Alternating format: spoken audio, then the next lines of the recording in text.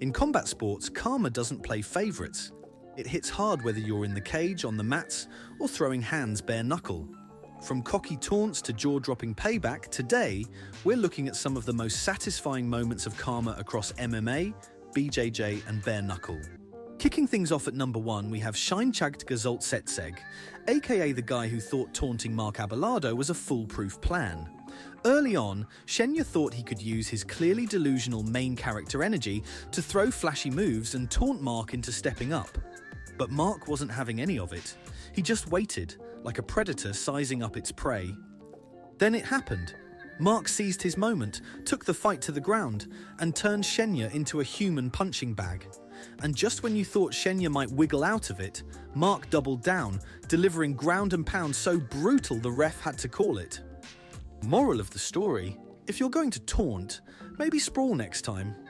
At number 2, we've got Michael Groguhe, who came into his fight with Islam Masraf acting like the cage was his personal catwalk. Groguhe casually strolled around the cage as if he was waiting for a bus, but Islam wasn't here to play games. As soon as Mikhail decided to actually fight, Islam reminded him that some fights end before they even begin. A perfectly timed head kick sent Mikhail crashing to the canvas, and Islam wasted no time raining down ground and pound until the ref stepped in. It was quick, it was brutal, and it was karma with a capital K. At number 3, we dive into a kickboxing clash that wasn't just about skill, but also about personality.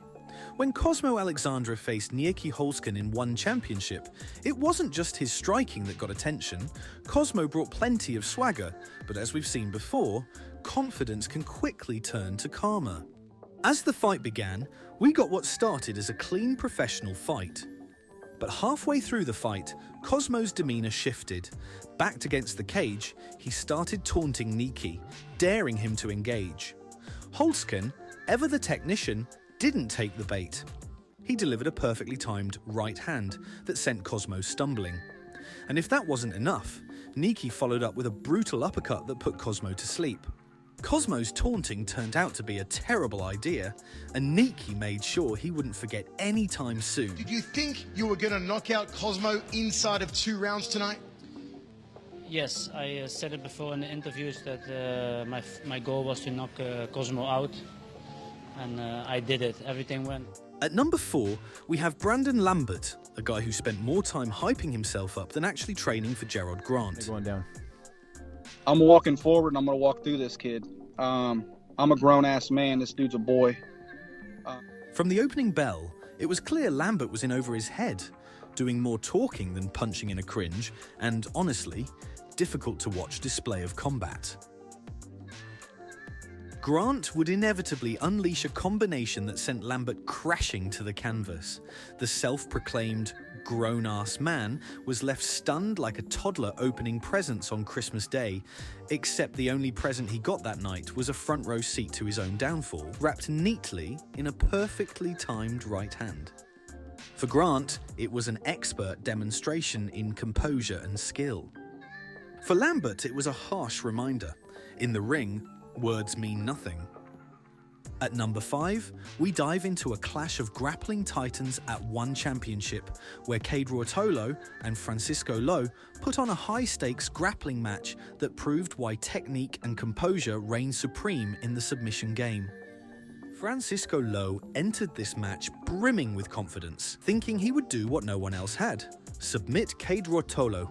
His bold actions at the weigh-in set the stage for an intense showdown.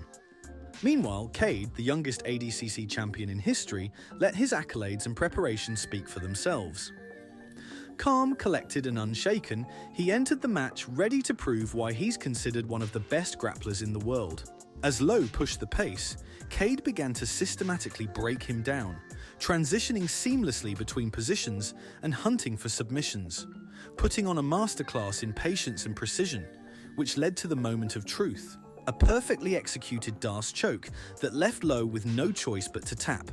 The crowd erupted as Cade once again proved why he's a generational talent in the grappling world. You know, as Ty mentioned, that when we first came here to Lumpini, that was our goal, was just to make it as exciting as possible. Because, you know, I'm a jiu-jitsu guy. I won't lie. I'll tell you straight. Like, I would much rather watch a Muay Thai fight or MMA fight than most jiu-jitsu matches, you know? So. Coming in at number 6 is a fight that proved why arrogance and disrespect often lead to harsh lessons in the cage. At EFC 62, Yannick Bahati faced off against Dricus Du Plessis in a heated matchup that started with bad blood and ended with poetic justice. The animosity began well before the fight.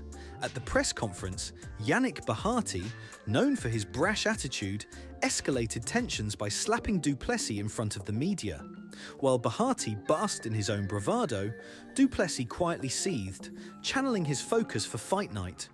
When fight night rolled around, Bahati tried to back up his trash talk, but Du Plessis wasn't having it. After some back and forth exchanges, Dricus caught Bahati and locked in a guillotine so tight you'd think he was trying to wring out a wet towel.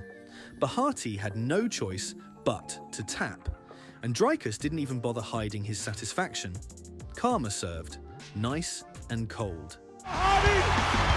He is the king of the middleweight! He took him out! At number 7, we've got Michael Venom Page doing what he does best, embarrassing his opponents. Against David Rickles, MVP turned the cage into his personal dance floor, throwing strikes with the precision of a sniper and taunting with merciless wit. Rickles, to his credit, tried to hang in there, but after eating a few too many of Page's unorthodox shots and having his eye blown up, he literally quit mid-fight. That's right, he waved it off himself. MVP didn't just win the fight, he walked out with his opponent's pride as a trophy. At number 8 is one of the most shocking moments in MMA history, a fight that flipped the script on a seemingly unbeatable champion. At UFC 193, Ronda Rousey, the queen of the armbar and the UFC's most dominant fighter, faced Holly Holm, a former boxing world champion and massive underdog. But this wasn't just about the fight, it was about the build-up and the fallout. And it was already frustrating her, and I really felt like all that sweetness and respect leading up to this point was really fake. And I saw it in that moment, and I'm going to show her what's up on Sunday, and I'm done with all of this. But Holm wasn't about to roll over and play victim. Ronda came out like a freight train, and Holm just picked her apart with surgical precision. Holly Holm is taking down Ronda. This boxer. And then comes the moment every MMA fan remembers, that glorious head kick. 1 second, Ronda's charging forward. The next, she's on the mat wondering what just happened. The aftermath was just as brutal. Holm took the belt and Ronda took an extended vacation. Moral of the story? Confidence is great, until someone kicks it right out of your face. And I think that it's probably just hard for her to really want to maybe admit that I was just the better fighter. At number 9, we delve into a Bellator rivalry that was as personal as it gets. When Michael Chandler defended his lightweight title against Patricio Pitbull Freire at Bellator 221, it wasn't just about the belt, it was about revenge. Years earlier, at Bellator 157, Michael Chandler delivered a vicious KO to Patricio Freire, cementing his dominance and igniting a family feud that would only grow over time. It was clear both men were looking to make a statement. Chandler, known for his explosive power and relentless pace, came out fast, pressuring Pitbull from the start. But Patricio had his own plan. Controversial stoppage aside, the fight left a lasting mark on Bellator history. For Patricio, it was a career-defining moment. For Chandler, it was a bitter pill to swallow, though this would prove to be a stepping stone on his road to the UFC. Finishing our list at number 10 is the grudge match between Leon Edwards and Colby Covington, a fight that wasn't just about the title, it was about respect. Leading up to the fight, Colby took trash talk to a whole new low. I'm bringing you to 7th layer hell. We'll say what's up to your dad while we're there. Oh! Fans were already divided on Colby, but this put him firmly in villain territory. When the cage door closed, Leon put on a masterclass in composure, picking Colby apart with precise strikes and shutting down every takedown attempt. It wasn't the most exciting fight ever. Let's be honest, parts of it were a snooze fest. But it was a decisive win that left no doubt who the better fighter was. One moment. This fight was very emotional for me. This guy used my dad's death as entertainment. He used my dad's marriage as entertainment. And there you have it, 10 moments where karma hit harder than Francis Ngannou's overhand right. Whether it's MMA, BJJ, or bare-knuckle fighting, these athletes learned the hard way that combat sports have a funny way of evening the score. Which moment was your favourite?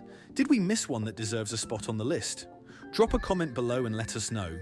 For more naps, taps and snaps, hit the like button, subscribe, and ring the bell so you don't miss the next one. Thanks for watching, and see you next time.